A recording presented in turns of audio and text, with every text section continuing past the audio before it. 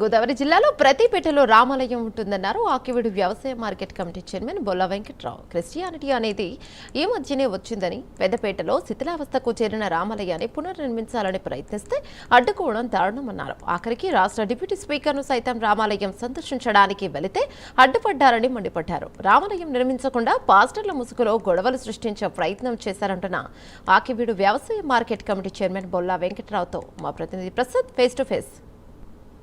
పశ్చిమ గోదావరి జిల్లా ఆకివీడు పెదపేట రామాలయ పునర్నిర్మాణానికి అయితే నేడు ఇటు రాష్ట్ర డిప్యూటీ స్పీకర్ సతీ సమేతంగా అయితే ఇక్కడ శంకుస్థాపన చేసిన పరిస్థితి అయితే ఉంది. ఇదే అంశం మీద మనతో మాట్లాడుతున్న స్థానికులు ఉన్నారు, మనం మాట్లాడుతారు. సార్ చెప్పండి, ఈ రోజు రామాలయ పునర్నిర్మాణానికి ఇటు శాసనసభ్యులు శంకుస్థాపన చేయాలి, దీని మీద మీరు ఏమంటారు? ఇప్పుడు అసలు చెప్పుకోవాల్సింది ఏంటంటే ఇది క్రిస్టియన్ పేట కాదు, మెయిన్ పెదపేట అండి. ఇది పెద్దపేటలో ప్రతి చోట కూడా ఎన్ని ఊర్లు ఉన్న ప్రతి ఊర్లో కూడా హరిజనపేటలో రామాలయం ఉండడం అనేది పూర్వం నుంచి ఉన్న సంప్రదాయం. ఇది అందరూ గ్రహించవలసిన విషయం. ముఖ్యంగా ప్రతి పేటలో కూడా రామాలయం అనేది ఖచ్చితంగా ఉంటుందండి. ఎందుకంటే హరిజనులు అని చెప్పేవాళ్ళం తప్ప క్రిస్టియన్ అని చెప్పేవాళ్ళం కాదు. ఈ క్రిస్టియానిటీ ఈ మధ్యన వచ్చి క్రిస్టియన్లుగా విడిపోయారే తప్ప ఇక్కడ స్థానికంగా మేము ఈ పేటను చేర్చే మా ఇల్లు మా తాతల కాడి నుంచి కూడా మేము ఇక్కడ ఉంటున్నాం. మాకు వీళ్ళకి చాలా సత్సంబంధాలు కూడా ఉండే. అలాంటిది ఈ రోజున ఒక రామాలయం మా చిన్నతనం అంటే నాకు ఇవాళ 65 సంవత్సరాలు. 65 సంవత్సరాల క్రితం నుంచి కూడా నేను చూసిన మట్టి నుంచి కూడా అక్కడ రామాలయం ఉండేది. ఆ రామాలయం ఎలా తయారైందంటే ఉండను బాగాను నానా చెత్త చెదారాలతో రామాలయానికి అభివృద్ధి నోచుకోక పాడు చేసేసి వాళ్ళు ఇష్టం వచ్చినట్టు. అది రామాలయం కాదు, ఏదో పాడైపోయిన బిల్డింగ్ కింద కనబడేది. దాన్ని ప్రక్షాళన చేయాలి అని చెప్పి సాక్షి పేపర్ ద్వారానే అతను ఏదో మా ఎమ్మెల్యే గారు మా శాసనసభ్యులు ఏదో చేయనట్టుగా అతను పేపర్లో రాయటం జరిగింది. దాన్ని ఆయన తెలుసుకుని అసలు రామాలయం ఏంటి, దాని సమస్య ఏంటి, ఆ ప్రోగ్రామ్ ఏంటి ఒకసారి చూద్దాం పదండి అని చెప్పి రావటం జరిగింది. ఆయన చూసి వెళ్ళే వ్యక్తిని అటకాయించి ఆయన్ని ఒక శాసనసభ్యుడని కానీ ఒక డిప్యూటీ స్పీకర్ అనే గౌరవం లేకుండా మరి ఇక్కడ క్రిస్టియానిటీ అందరూ కూడా ఆయన మీద దౌర్జన్యంగా ప్రవర్తించడం జరిగింది. అలాగే రెండోసారి శ్రీరామనవమి రోజుని కనీసం ఒక దండేసి వెళ్దామని వస్తే కూడా ఆయన ఇబ్బంది పెట్టడం జరిగింది.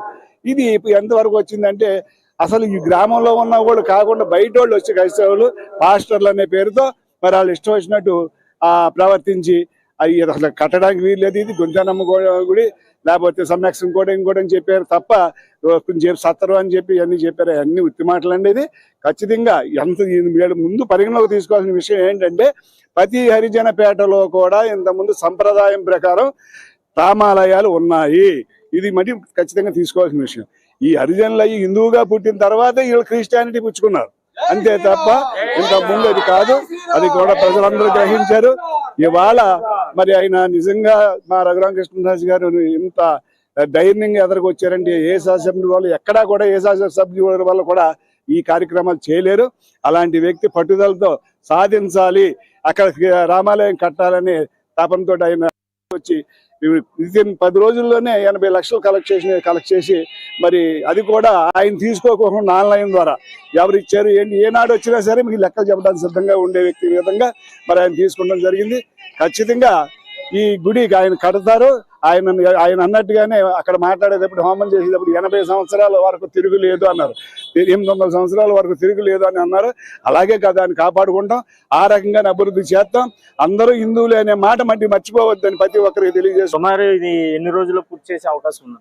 8 నెలలు అన్నారండి. ఖచ్చితంగా 8 నెలలు అన్నారండి. ఖచ్చితంగా 8 నెలలు పూర్తి చేయడం జరుగుతుంది. అన్ని కూడా రెడీగా ఉన్నాయి. ప్రతిదీ కూడా విగ్రహాలతో సహా ముందే సిద్ధం చేయడం జరిగింది. 8 నెలల్లో గుడి కట్టి మళ్ళీ ఆ గుడిలోకి ప్రవేశిస్తామని మీ అందరి తరఫున తెలియజేస్తాం. ఇది ఇక్కడ ఉన్న పరిస్థితి. ఏదైతే ఇటు పెద్దపేటలో నిర్మిస్తున్న రామాలయం 8 నెలల్లో పూర్తి చేసుకుని రాముల వారిని ప్రతిష్ఠిస్తారని ఇక్కడ ఉన్న స్థానికులు చెప్తున్న పరిస్థితి ఉంది. ప్రస్తుతం ప్రసాద్, ప్రైమ్ న్యూస్.